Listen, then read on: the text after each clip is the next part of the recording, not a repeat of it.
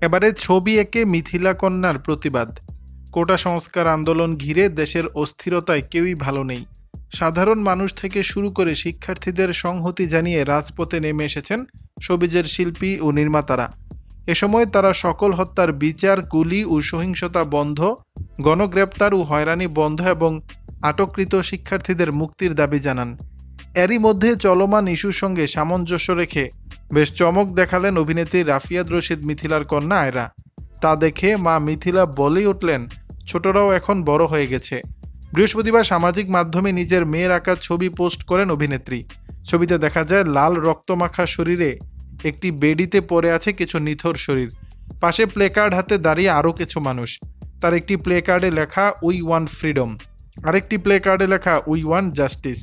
উপরের প্রচ্ছদে লেখা, মোরা একটি ফুলকে বাঁচাবো বলে যুদ্ধ করি।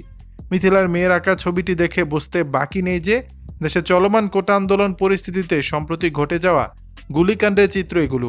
তাতে ছবিটি সামাজিক মাধ্যমে শেয়ার করে ক্যাপশনে মিথিলা উল্লেখ করে দেন, আমার মেয়ের আঁকা ছবিগুলো দেখে মিথিলার অনুরাগীরা বেশ চমকে যান। কেউ তো লিখেছেন, ওরা আমাদের চেয়ে সাহসী।